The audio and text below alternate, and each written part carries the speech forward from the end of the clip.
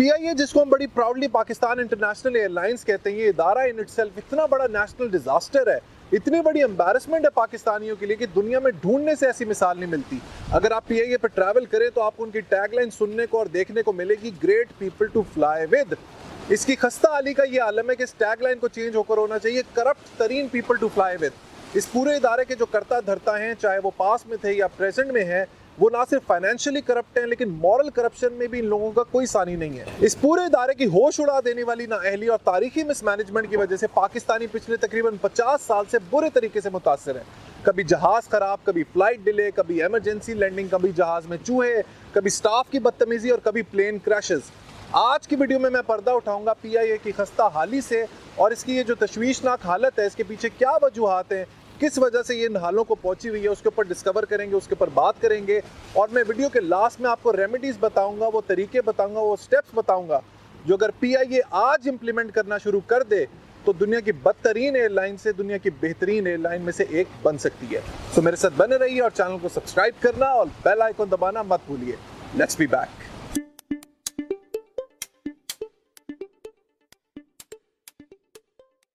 आगे बढ़ने से पहले दोस्तों मैं आपको एक बहुत ही इंटरेस्टिंग इमेज दिखाना चाहता हूं जो मैंने रिसेंटली ऑनलाइन देखी। इस तस्वीर में एक्चुअली दो तस्वीरें हैं, इनफैक्ट दो अलग अलग दौर हैं।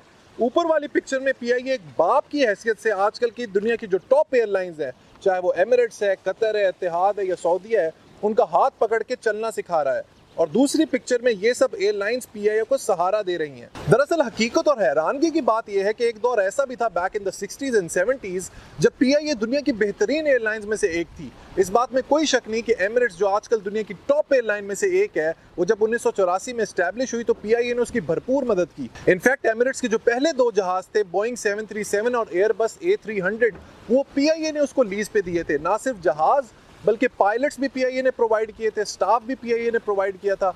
और जो एमिरेट्स का उस जमाने में स्टाफ था जो बिल्कुल अनट्रेन्ड था, उसको भी पीआईए के लोगों ने ही ट्रेन किया था। आज देखें क्या सूरत हाल है कि एमिरेट्स दुनिया की टॉप एयरलाइंस में से एक है और पीआईए की ये हालत है कि यहाँ पे 150 पायलट्स के लाइसेंसेस हमें फेक नजर आ जाते हैं। इससे बड़ा दुनिया में क्या जुर्म होगा, क्या फ्रॉड होगा, क्या करप्शन होगी कि आप अपनी चोरी छुपाने के लिए 150, 200, 300 लोग जो आपके जहाज में सवार होते हैं उनकी जिंदगियों को खतरे में डाल रहे हैं। ये जो पायलट्स के फेक लाइसेंसेस वाला शर्मनाक इंसिडेंट हुआ है, इसके बाद दुनिया के हर बड़े मुल्क ने या तो पीआईए पे पाबंदी लगा दी है या फिर इसके स्टेटस को डाउनग्रेड कर दिया है। एक्चुअली दोस्तों मसला ये है कि पीआईए क्योंकि हमारी नेशनल कैरियर है, हमारी नेशनल एयरलाइन है, तो इसका जो कैरेक्टर है उससे लोग हमारी कौम का कैरेक्टर को अंदाजा लगाते हैं कि भाई अगर पीआईए फ्रॉड है, करप्ट है, तो ये पाकिस्तानी कौम भी ये सारे करप्ट लोग हैं, फ्रॉडी हैं और 2 नंबर लोग हैं। सो पीआईए का जो इमेज है वो एज अ नेशन हमारे लिए बहुत इंपॉर्टेंट है। इस इंसिडेंट की वजह से दुनिया में जहां भी पाकिस्तानी पायलट्स काम कर रहे हैं उनको शक की निगाह से देखा जा रहा है। कुछ एयरलाइंस ने उनको सैक भी करती है, they have fired Pakistani pilots, क्योंकि उनको लगता है कि उनके पास ड्यूबियस लाइसेंसेज हैं, फेक लाइसेंसेज हैं, वो फ्रॉड लोग हैं, वो फ्रॉड पायलट्स हैं। उसके अलावा पाकिस्तान की झगसाई भी बहुत ज्यादा हुई है। We have been made a laughing stock in the entire world. ये तो थी फेक लाइसेंसेज की बात। अब बात करते हैं एडमिनिस्ट्रेटिव बदहाली की, जिसको सुन के आपके होश उड़ जाएंगे। पीआईए का जो टोटल फ्लीट साइज है, मींस पीआईए के पास तकरीबन 31 जहाज हैं। पीआईए के यहाँ तकरीबन 15,500 एम्प्लॉइज काम करते हैं, जिसमें से 12,000 परमानेंट एम्प्लॉइज हैं और तकरीबन 3,500 के करीब डेली वेजर्स हैं। इसका मतलब ये है कि पीआईए का एम्प्लॉय टू प्लेन रेशो है 481। एम्प्लॉय टू प्लेन रेशो किसी भी एयरलाइन की प्रोडक्टिविटी मापने का बहुत ही जबरदस्त पैमाना है। अब 481 का मतलब ये है कि किसी भी एक जहाज पे पीआईए के 481 लोग डिप्यूटेड हैं।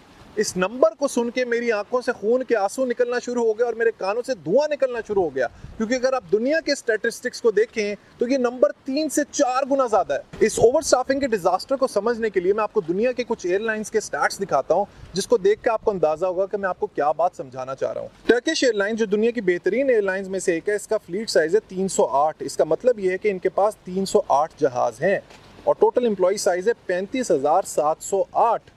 अगर मैं 35,000 को 308 से डिवाइड करूं तो मेरे पास एम्प्लॉय टू प्लेन रेशो आ जाता है 115।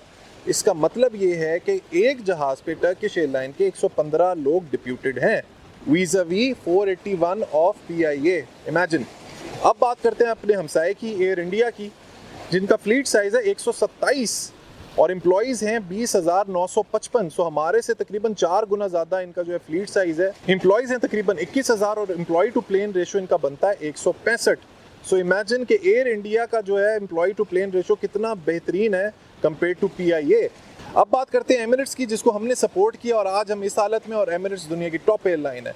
सो एमिरेट्स का फ्लीट साइज है 269 और एम्प्लॉयज़ हैं तकरीबन 59,519, तकरीबन 60,000 एम्प्लॉयज़ हैं।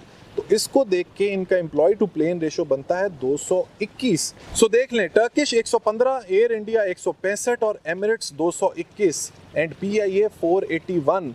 तो अगर हम बात करें तो employee to plane ratio PIA का दुनिया में वन ऑफ द वर्स्ट है। आई थिंक सीरियन एयर एक ऐसी है जिसका 400 के करीब है और उसके बाद जो है वो PIA का नंबर आता है। अब जब इस तरह की ओवर स्टाफिंग होगी तो दुनिया में किसी भी एयरलाइन का वही हाल होगा जो इस टाइम PIA का है। अब इस ओवर स्टाफिंग की भी रीजन सुन लें।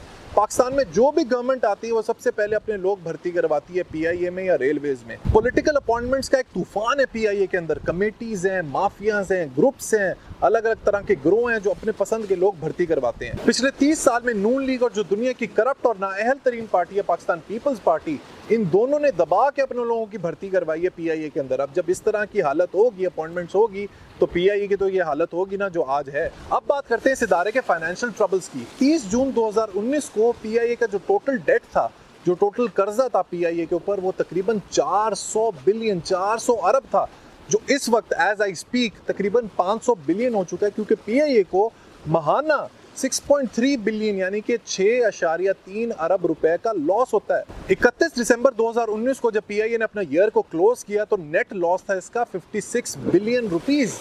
अब ये एक अजीब पैराडॉक्सिकल सी बात है, एक अजीब सा डिलेमा है कि मैंने सैकड़ों दफ़ा PIA में ट्रैवल किया और आज तक एक सीट को भी खाली नहीं देखा। दैट मीन्स पैसेंजर फुल भरे हुए होते हैं, उसके बावजूद PIA के फाइनेंशियल ट्रबल्स ख़त्म ही नहीं होते।